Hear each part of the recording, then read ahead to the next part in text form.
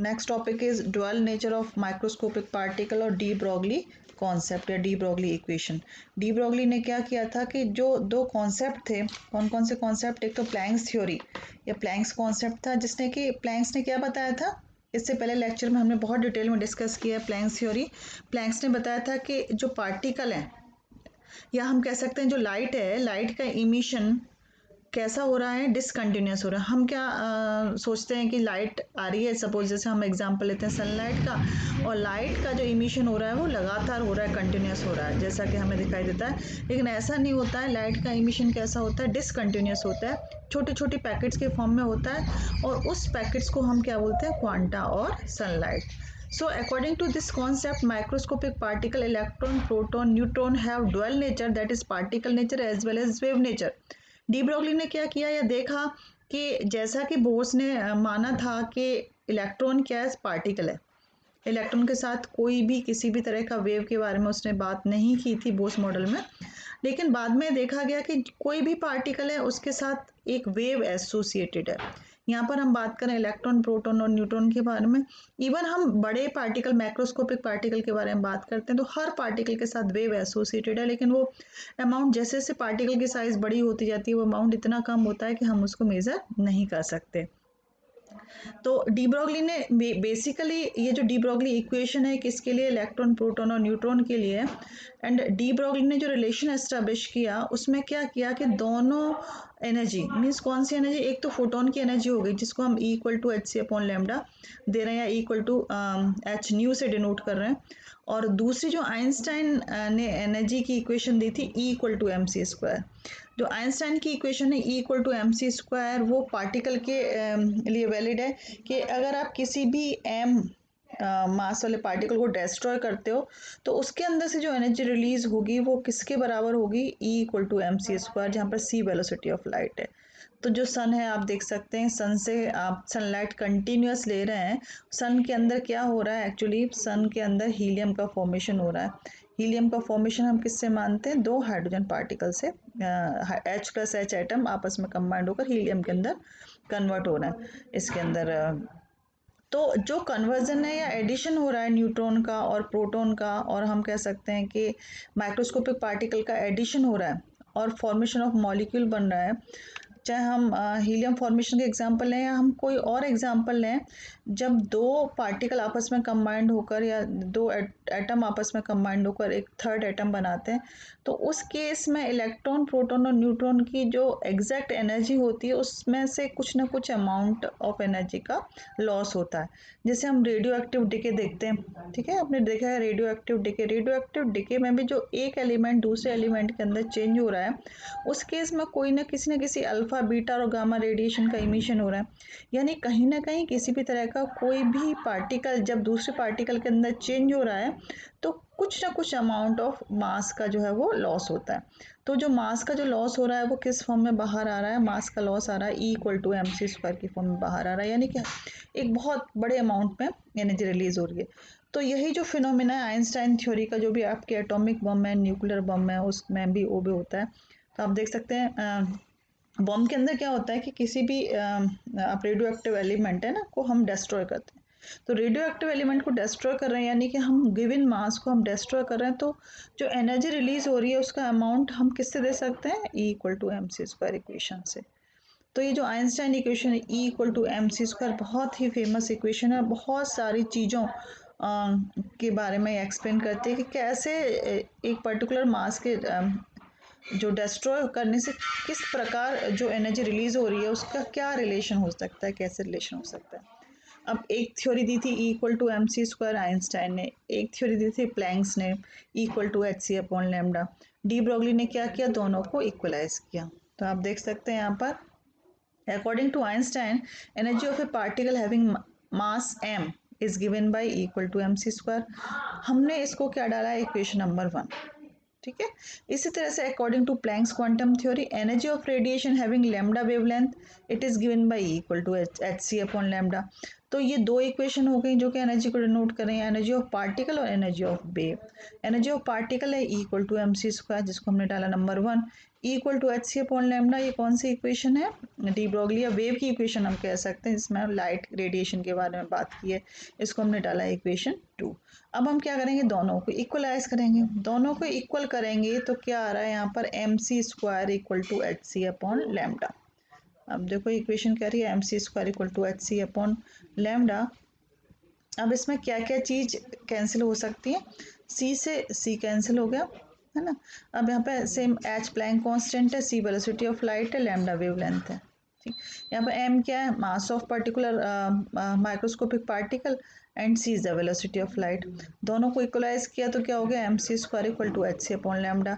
सी से सी को cancel out किया, तो सी से सी को कैंसिल करने पर जो हमारी इक्वेशन है वो किसके अंदर चेंज हो गई, lambda equal to H upon M C के अंदर कन्वर्ट हो गई, ठीक है।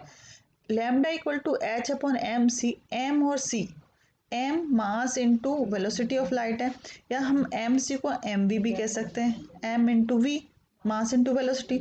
मास इंटू वेलोसिटी क्या होता है, पी, पी जिसको क्या बोलते हैं, मोमेंटम। तो ये जो इक्वेशन है हम इसको कैसे लिख सकते हैं, lambda equal to H upon M V. So if the particle is moving with v velocity, then the above relationship can be written as lambda equal to h upon mv। अगर कोई भी पार्टिकल माना कि v वेग से travel कर रहा है, उस केस के अंदर lambda equal to H upon M V और lambda equal to H upon P हम आसानी से जो है वो इक्वेशन दे सकते हैं। अब लैम्डा, ये जो equation lambda equal to H upon P, इसके ऊपर छोटे छोटे न्यूमेरिकल आ सकते हैं। जैसे कि मैं एग्जांपल लेती हूँ, आप सुनिए इसको, कि माना कि कोई 200 ग्राम है ना मास वाली एक बॉल है, क्रिकेट की गेंद है, जिसकी गति या वेलोसिटी 200 सेंटीमीटर पर सेकंड है। तो उस बॉल के साथ कितनी लैम्डा, कितनी तरंग दैर्घ्य एसोसिएट होगी, हम ये कैसे फाइंड आउट कर सकते हैं, by using equation lambda equal to H upon M C. दोबारा सुनिए कि सपोज इस तरह के न्यूमेरिकल आते हैं कि कोई बॉल या गेंद है जिसका मास 200 ग्राम है। मैं एग्जांपल है, एक बॉल है जिसका मास कितना है, 200 ग्राम है ना, और उसकी वेलोसिटी कितनी है, 200 सेंटीमीटर पर सेकेंड। 200 सेंटीमीटर पर सेकेंड से वो क्या कर रही है, ट्रेवल कर रही है, या हम कह रहे हैं कि फेंकी जा रही है। उस केस में उस पर्टिकुलर बॉल के साथ कितनी लैम्डा एसोसिएट होगी, ये हम निकाल सकते हैं by using formula lambda equal to H upon M B. अब यहाँ पे आपको क्या पता है, क्या क्या पता है, एच पता है, एच की वैल्यू कितनी है, 6.62 इंटू 10⁻⁻27 अर्ग सेकेंड, ठीक है। एम मास कितना है, 200 ग्राम है। वी वेलोसिटी कितनी है, वेलोसिटी ऑफ बॉल 200 सेंटीमीटर पर सेकेंड। तो जो ये सारी वैल्यूज हैं हमें किस में डालनी है, lambda equal to H upon M B वाली इक्वेशन में। तो क्या हो गया, 6.62 इंटू 10⁻⁻27 डिवाइडेड बाई 200 इंटू 200, क्या आंसर आ जाएगा, 1.654 इंटू 10⁻31 सेंटीमीटर। तो आप ये सॉल्व करके देख सकते हैं। आप दोबारा सुने, एक बॉल है, उसका मास है 200 ग्राम, ठीक है, इसकी वेलोसिटी है 200 सेंटीमीटर पर सेकेंड, और हमें क्या फाइंड आउट करना है, उसके साथ कितनी वेव एसोसिएटेड है, कितनी लैम्डा एसोसिएटेड है, ये हमें फाइंड आउट करनी है। तो बाय यूजिंग दिस फार्मूला हम इजीली फाइंड आउट कर सकते हैं। तो इस तरह से हम कोई भी न्यूमेरिकल हो जिसके अंदर एच दे रखा है, एम दे रखा है, सी दे रखा है, हम लैम्डा फाइंड आउट कर सकते हैं। या फिर वेलोसिटी पूछ रहा है, लैम्डा दे रखा है, एच दे रखा है, एम दे रखा है, तो हम बी की वैल्यू फाइंड आउट कर सकते हैं। तो ये जो डी ब्रॉगली रिलेशन है, lambda equal to H upon M B और lambda equal to H upon P, it's a very useful equation, क्योंकि हम इससे काफ़ी सारी चीज़ें, मोमेंटम फाइंड आउट कर सकते हैं, वेलोसिटी फाइंड आउट कर सकते हैं। क्लियर? तो आप देख सकते हैं, अगर v कांस्टेंट है तो हम डायरेक्ट लैम्डा को किससे मान सकते हैं, mass. Lambda is inversely proportional to 1 upon m। अब ये व्युत्क्रमानुपाती है या इनवर्सली प्रोपोर्शनल है लैम्डा, मास जो भी आपका ऑब्जेक्ट है या माइक्रोस्कोपिक पार्टिकल है। तो इससे क्या पता लग रहा है, इस रिलेशन से डायरेक्ट हम देखते हैं लैम्डा का जो है मास या द्रव्यमान के साथ रिलेशन है, इन्वर्सली प्रोपोर्शनल है, व्युत्क्रमानुपाती है, यानी कि m अगर आपका बड़ा है तो लैम्डा का मान कम होगा, m का मान छोटा है तो लैम्डा का मान ज़्यादा होगा। तो मैं अभी ये बात कर रही थी कि माइक्रोस्कोपिक पार्टिकल जैसे इलेक्ट्रॉन, प्रोटॉन, न्यूट्रॉन, उनके साथ जो वेव एसोसिएटेड है वो एक कैलकुलेटेड अमाउंट में आप इजीली उसको फाइंड आउट कर सकते हो। लेकिन अगर सपोज आपका मैक्रोस्कोपिक पार्टिकल यानी हम अर्थ या मून, इस तरह से हम सपोज बात करें, बड़े किसी बड़े आकार के बारे में बात करें, उस केस में लैम्डा की वैल्यू बहुत ही कम होगी जिसको मेजर करना डिफिकल्ट है। तो आप देख सकते हैं इस इक्वेशन से हम क्या बोलेंगे, for a microscopic particle wavelength is so small as it can not be observable. However, for microscopic particle, the wavelength associated with it cannot be neglected.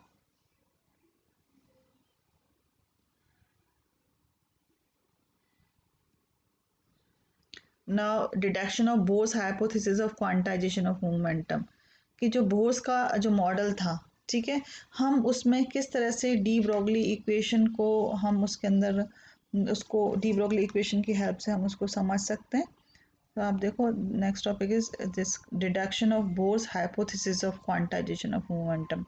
तो बोर्स ने ये तो बताया था कि इलेक्ट्रॉन किस में ट्रेवल कर रहे हैं, एक पर्टिकुलर सर्कुलर पाथ के अंदर ट्रेवल कर रहे हैं. उस सर्कुलर पाथ को हमने क्या बोला था, हमने शैल बोला था उसको, या हम बोल सकते हैं उसको कक्ष बोला था.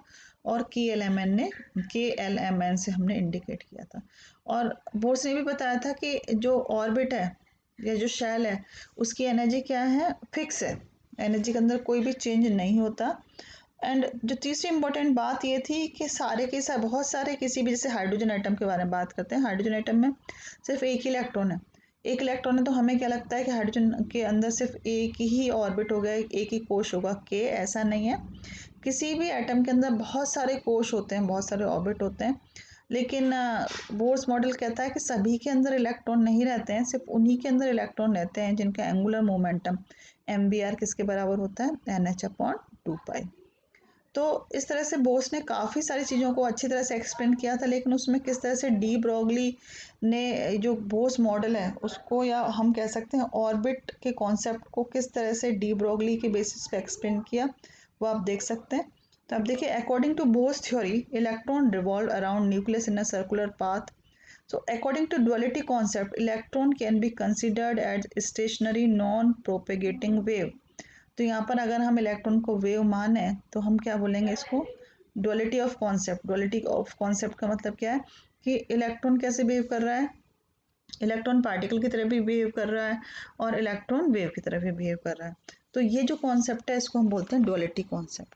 तो according to duality concept electron can be considered as stationary non propagating wave. ठीक है, यहाँ पर हमने इलेक्ट्रॉन को क्या मांगा है, माना जैसे कि वो स्टेशनरी नॉन प्रोपेगेटिंग वेव की तरह है. For continuous revolution of electron around the nucleus in a circular path, the distance traveled by electron in circular path 2 pi r must be equal to n lambda. तो वहाँ ये जो बात थी कि जो एंगुलर मोमेंटम है MVR इक्वल टू NH/2π, इसको उन्होंने वेव की टर्म्स में क्या कहा है कि जो डिस्टेंस है, जो सर्कुलर पाथ की जो डिस्टेंस है आप देख सकते हैं, इसको 2 pi r से डिनोट किया है. The distance traveled by electron in circular path 2 pi I must be equal to n lambda.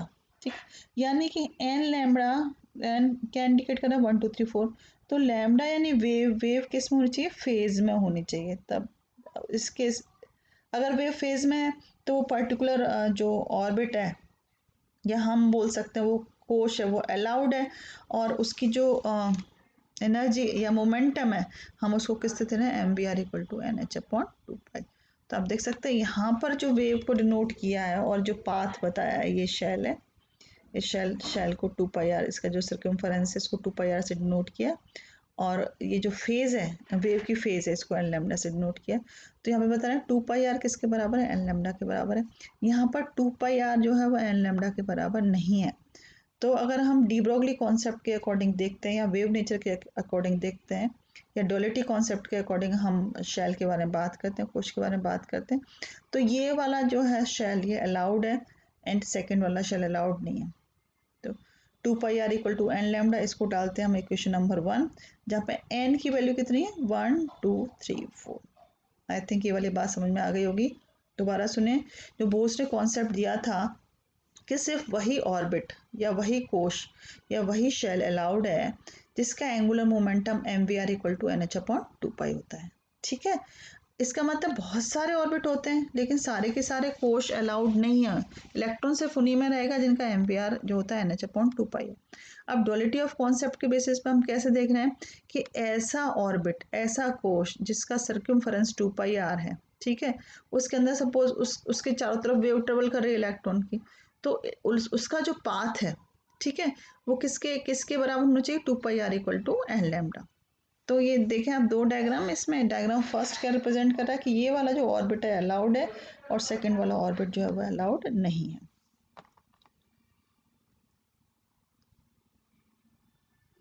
तो आप ये देखो हमने क्या किया, 2πr = n λ।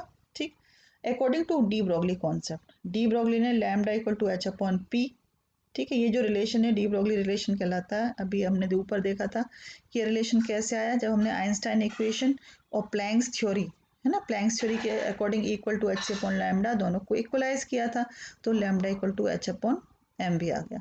अब ये जो डी ब्रॉगली कॉन्सेप्ट है ये क्या एक्सप्लेन कर रही है, duality of light, duality of radiation बोले हैं, अब डुअलिटी ऑफ पार्टिकल बोले हैं, मतलब पार्टिकल के साथ वेव है, वेव के साथ पार्टिकल है। ये कैसे बता रही है डी ब्रॉगली कॉन्सेप्ट इक्वेशन, आप इस इक्वेशन को ध्यान से देखो, लैम्डा = h/mp। इसमें लैम्डा वेव लेंथ है, h प्लैंक कांस्टेंट है, m mass of the electron है, v वेलोसिटी है।